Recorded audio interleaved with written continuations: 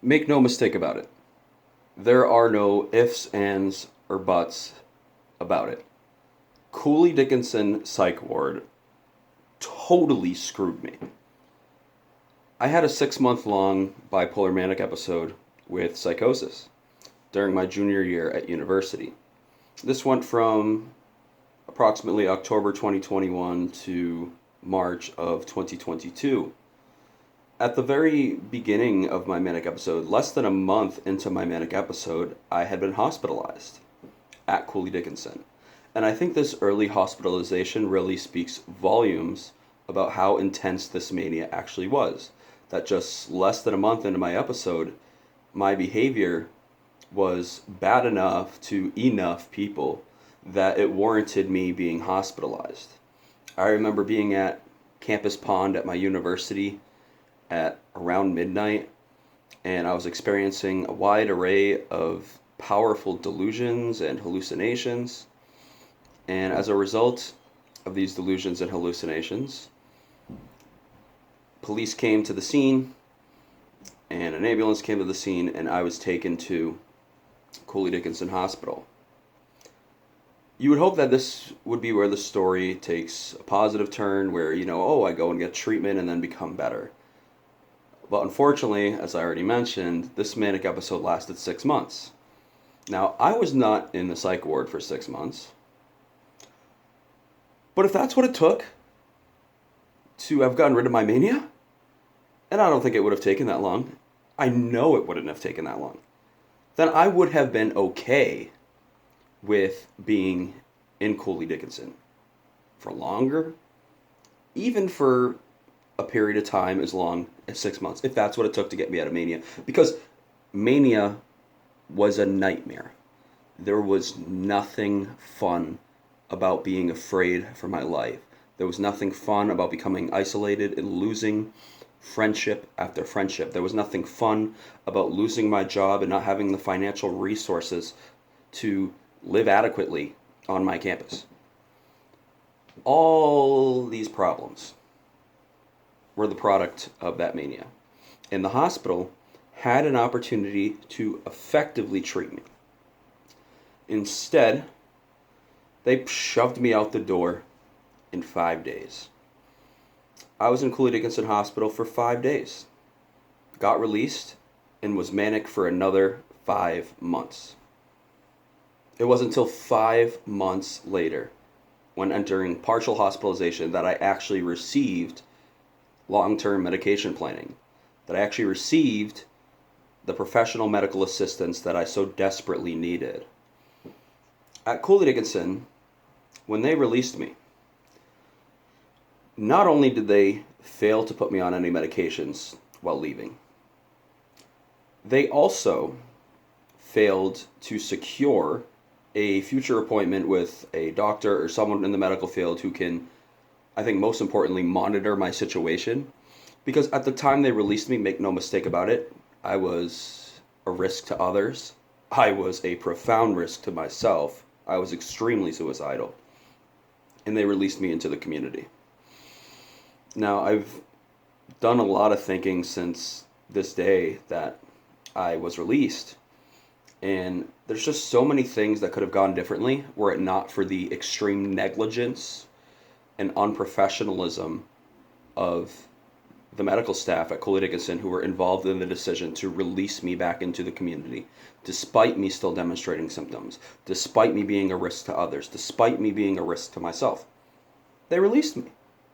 It's inexcusable, and it's not like it would have been a daunting challenge to advocate to keep me there longer until I was on some type of medication that worked effectively. It took me years to find a medication cocktail that worked well for me. This, I'm now talking about the aftermath of my mania. To find medications that alleviated symptoms of my depression. And I was okay with that. Was it perfect? No. But I knew I was doing what was necessary to get better. I don't feel like the hospital staff at Cooley Dickinson did what they needed to do to ensure that I became better.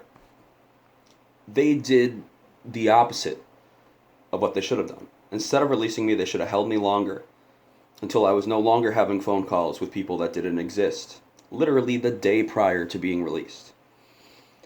I wrote 8-page manifestos while at Cooley Dickinson Hospital, and I threw them in the suggestion box. Whether or not they read them, I can't speak to that, but it just goes to show the state of mania that I was in. I was severely impaired, and without question, I needed help. I needed to be in some type of hospital environment where I could be monitored and effectively treated. At Cooley Dickinson, my mania actually only became worse.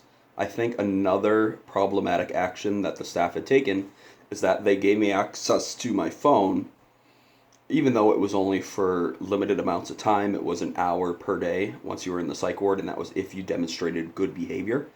While I had my phone in my possession, I was disseminating all kinds of toxic, hateful, antagonistic messages across my social media platforms, embarrassing myself on my local community Facebook page, embarrassing myself on my Instagram social media, and posting stories to Snapchat that were totally nonsensical, and that just made me sound like a complete gullible idiot.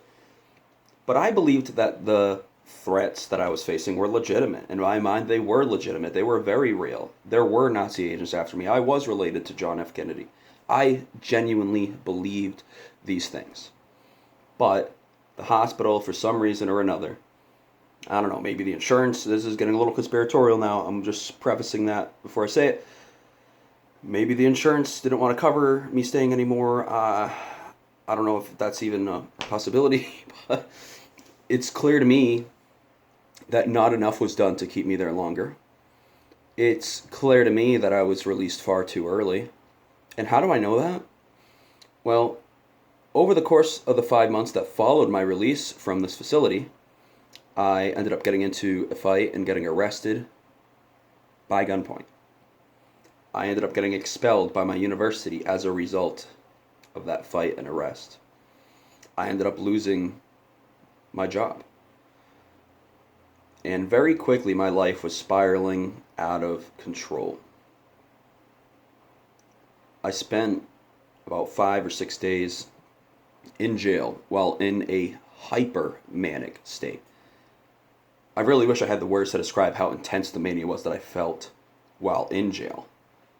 Because mania is already frightening in itself, but to be in jail with the plethora of problems that come with mania and psychosis, it makes things drastically worse.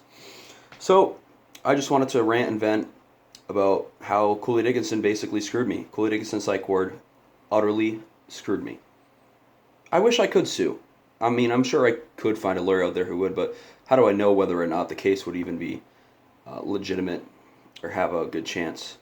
I unfortunately don't have the funds to, at my expenditure, to just start utilizing and spending away. Otherwise, I probably would seriously look into and consider taking legal action.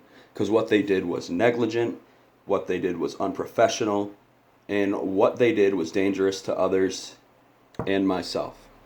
Things could have been a lot worse. In many ways, I consider the ultimate outcome I had a miracle. I survived. No one else ended up losing their lives as a result of my actions during mania, and I think just those in itself are victories. I could not live with myself. I could not fathom the anguish that I would have felt had I done something that would have been irreversible. Am I making sense right now? I know this is probably a controversial, contentious topic, but I wanted to get it off my mind to share with you. I have a question for you. What experiences do you have with mental health hospitals, particularly psych wards? Or what experience do you know from those who you know, something that they may have felt or experienced? I'm curious how similar or distinct the experiences can be, because I'm sure my experience is not universal. I know that. And there's plenty of people who benefit from these type of institutions, but in this particular case, this institution failed me without a shadow of a doubt. Thanks for watching. Please like, comment, and subscribe, yo.